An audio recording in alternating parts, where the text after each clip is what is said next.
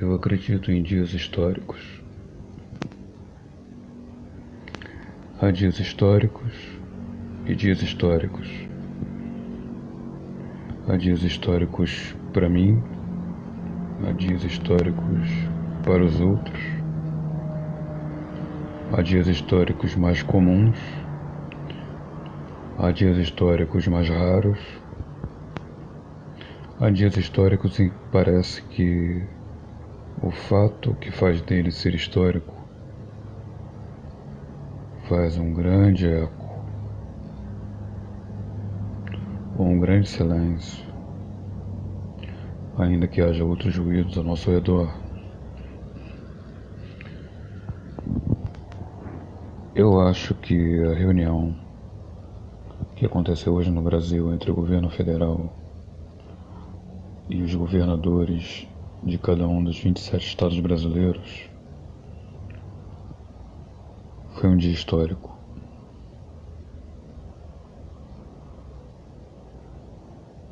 Foi num dia histórico.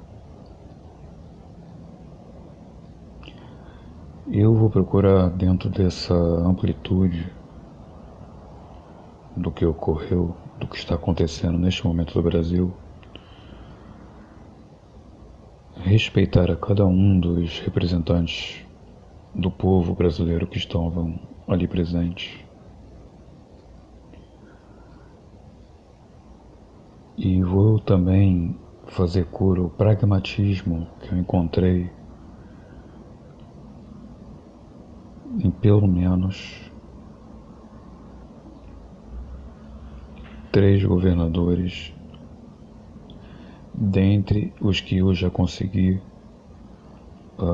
não só ouvir e assistir através das imagens da TV pública que registraram a reunião da PEC de Segurança Nacional, dentre as quase 4 horas de reunião, mas também pelo que a própria mídia já fez hoje referência como destaques dentre os governadores no seu noticiário.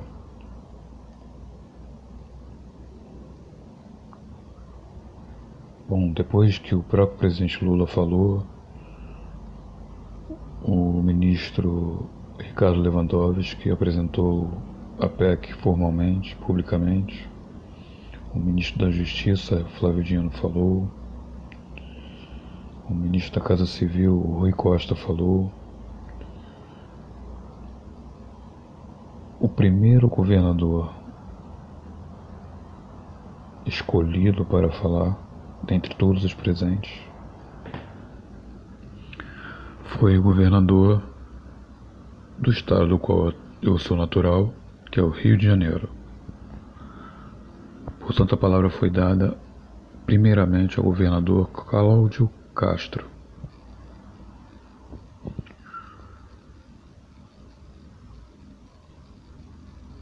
Muitas vezes eu encontro espaço reflexivo sobre a minha profissão e as minhas atividades, muitas vezes. Isto porque a profissão de jornalismo, ela exige uma característica que pode ser da personalidade da pessoa já, ou algo que você usa ou adquire através de técnica. Mas sem dúvida nenhuma é preciso ter uma capacidade analítica apurada. E essa capacidade analítica apurada nos permite, ao estar presente de um fato que já é esperado que vai ser noticioso, não é algo que acontece de repente, é algo do qual você está presente, participando, nem que seja enquanto espectador, nos permite fazer a pergunta simples, mas muito útil, do porquê o estado do Rio de Janeiro foi escolhido para que o seu representante fosse o primeiro a falar.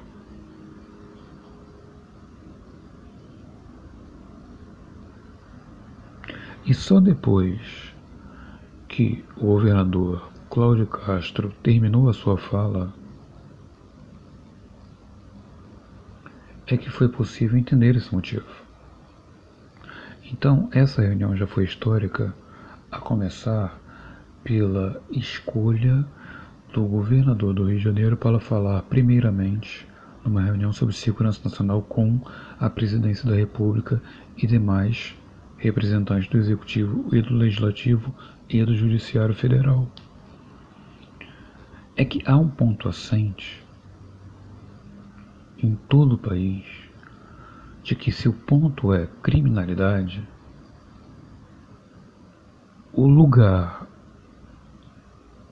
mais proeminente nesse quesito é o Rio de Janeiro. Mesmo quando a pauta é claramente segurança nacional, que envolve também segurança internacional.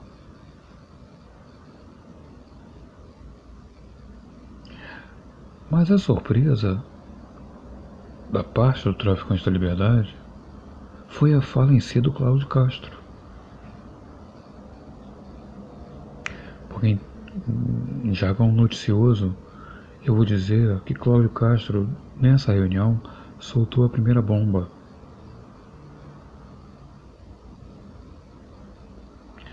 Porque, ao falar primeiro, dentro de governadores, ele falou sozinho. Obviamente, ao falar de números, ao falar de casos, ao falar de apreensões, ao falar de combate ao crime, ao falar de armas, ao falar de tráfico, ao falar de montantes apreendidos, ao falar de cargas, ao falar de presídios, ele estava fazendo coro àquele imaginário todo preconcebido de que, pois é, o Rio de Janeiro é mesmo muito perigoso. É um lugar que a criminalidade é muito alta. Mas o Cláudio Castro, ele apresentou um dever de casa feito de ter efetivamente estudado a PEC e ter se preparado com assessores, consultores, sobre o que ele iria eventualmente criticar ou agregar nessa discussão. E a primeira bomba que foi solta nessa reunião por um governador, por parte, no caso, a primeira do Cláudio Castro, foi o seguinte: ele trouxe um estudo feito em casa de que, se uma empresa lucra mais de 60% do que gasta, ou seja, se uma empresa não é pessoa física, gasta apenas 40% do que ganha, que fatura, e lucra 60% para cima, essa empresa estaria lavando dinheiro. É uma conta feita de maneira completamente técnica. Um estudo realizado de que, para você pegar lavagem de dinheiro no Brasil, basta você pegar empresas que gastam menos de 40% do que ganham, comprovadamente. E ponto. O fim da lavagem de dinheiro, de maneira prática, embasada e defendida publicamente numa reunião sobre segurança nacional. A seguir, a palavra foi dada ao Estado de São Paulo. E o Estado de São Paulo, representado pelo governador Tarcísio Freitas. O Tarcísio está sendo chamado aqui para esse áudio porque ele soltou a segunda bomba dessa reunião na nossa análise, na nossa avaliação. Porque o Tarcísio, além de trazer também informações sobre a criminalidade e o combate ao crime em São Paulo, no estado de São Paulo, ele trouxe o seguinte resultado também de um trabalho de investigação, de estudo, de avaliação dentro do seu próprio estado, enquanto governador do estado, e mais, teve a coragem, depois de todo esse trabalho, de dizê-lo publicamente numa reunião sobre segurança nacional, que é a seguinte: no Brasil, se você quiser acabar com o tráfico de drogas realmente, se a conversa é séria, você tem que acabar com o tráfico de drogas no Porto de Santos. Por quê? Segundo o próprio governador de São Paulo apresentou, o Porto de Santos é o segundo porto do mundo com maior volume de tráfico de drogas. Só perde para Guayaquil, no Equador. E por que isso é uma segunda bomba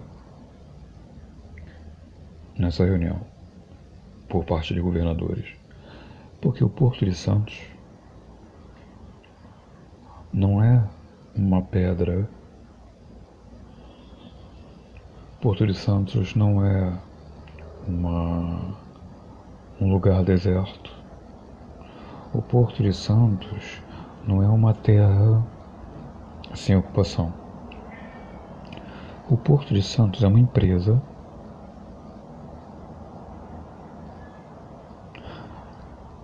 de estratégia de transporte de cargas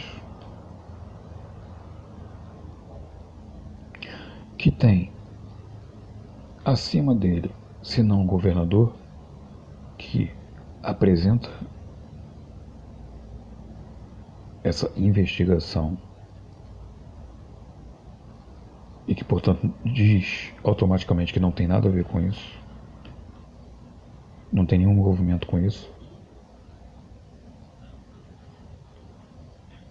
Então, o que está acima do Porto de Santos é a sua administração e corpo diretivo. O governador Tarcísio de Freitas prendeu os responsáveis pelo Porto de Santos por tráfico de drogas. Literalmente. O que cabe a seguir a essa denúncia são as investigações e eventualmente condenações consequentes. Mas se o Porto de Santos é responsável por segunda colocação na quantidade de drogas que entra no mundo em um país, a gente pode praticamente garantir, sem grandes números na mão, que se acabarem com o tráfico de drogas em Santos, vão praticamente acabar com o tráfico de drogas no país, efetivamente. Então esse é o pragmatismo que nós estamos trazendo para essa conversa, para esse áudio. Porque os governadores, eles foram lá realmente defender os seus estados e, por consequência, seus países. Pelo menos através das três figuras que nós estamos citando. Qual é a terceira? A terceira foi o governador de Goiás, que nós também já assistimos a sua fala, Ronaldo Caiado, que também, partilhando várias experiências internas do seu estado no combate ao crime e trazendo muitas atualizações, ele trouxe um dado que, para quem não tem ideia como nós de que isso existia, é uma coisa completamente rompedora de barreiras que impedem não só o combate ao crime nos estados, em determinados locais, cidades, como a própria pobreza, a própria infraestrutura, ou falta de infraestrutura, melhor dizendo, o próprio desordenamento, a própria questão das ocupações em áreas irregulares. Porque o Ronaldo Caiado trouxe o seguinte, que se está se discutindo o que se deve alterar na lei para acabar com o crime no Brasil, para facilitar o combate do crime no Brasil, não pode continuar de fora também da PEC o olhar sobre um conjunto de leis que existem no Brasil que praticamente impedem qualquer intervenção em favelas e comunidades por parte de forças de segurança. Porque há tanta burocracia e tantas aprovações a serem feitas e recursos contrários são possíveis a se apresentar para que haja um impedimento de uma incursão, de uma operação dentro de uma favela ou de uma comunidade, que envolve até, em última instância, o STF. E enquanto isso, nada pode ser feito nesses lugares. O que acontece com isso é que a polícia, seja ela qual for, militar, civil, federal, ela só pode e só atua em comunidades favelas porque há alguém que de alguma forma cometeu um crime fora dela e correu para lá, ou porque lá de dentro está cometendo algum crime, como por exemplo disparar armas de fogo, matar gente, traficar drogas. Mas se não tiver acontecendo nenhum crime, se não tiver nada em andamento, as forças de segurança nada podem fazer dentro de territórios, favelas e comunidades, mesmo que seja para desenvolvê-la. Mesmo que seja, por exemplo, para dar segurança para uma empresa trabalhar lá e construir empreendimentos, fazer obras de infraestrutura, não pode. É proibido por lei. Não é só segurança, é proibido por lei no Brasil as forças de segurança entrarem em favelas. E isso para o combate ao crime, para o desenvolvimento de qualquer área completamente vulnerável por carências ou precariedade ao submundo. Essa lei impede isto. Impede que haja segurança local dentro e ao redor para que aquele lugar seja não só livre da criminalidade, como desenvolvido. Então, eu estou citando esses três governadores para pontuar o quão sério foi esta reunião, quão séria foi esta reunião e quão séria ela foi tratada pelos governadores citados do Rio de Janeiro, de São Paulo e de Goiás, independendo das opiniões favoráveis ou contrárias a isto, às suas posições. E o quarto e último governador que nós destacamos foi o governador Zema, de Minas Gerais, que pura e simplesmente, além de não comparecer, não enviou ninguém para representá-lo. Houveram alguns governadores que não puderam estar, enviaram seus vices.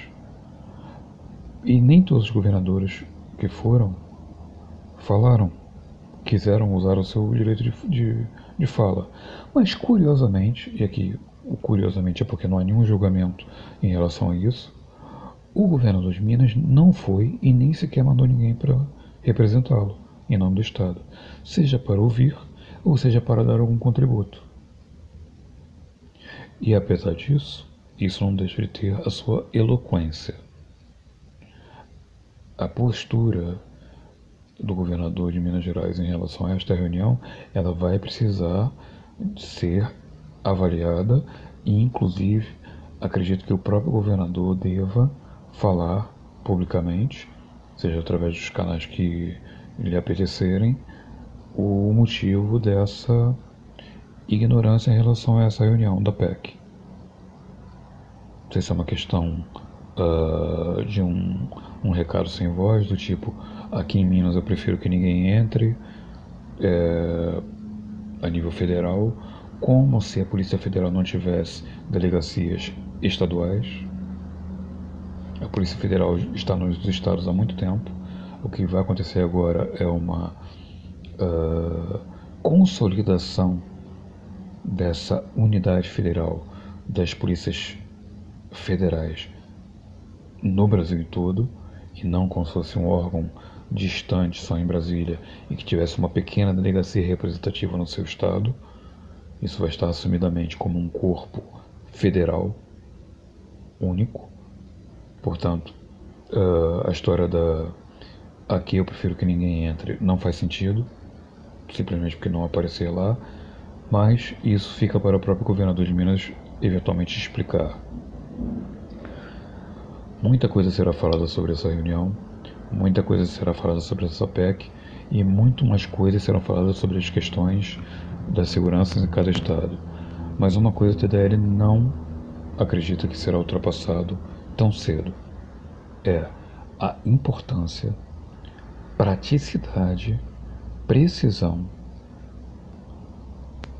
das propostas de soluções de combate ao crime dada pelo governador do Rio de Janeiro, pelo governador de São Paulo e pelo governador de Goiás na reunião de hoje da PEC, de apresentação da PEC da Segurança Nacional para os representantes de cada federação do Brasil.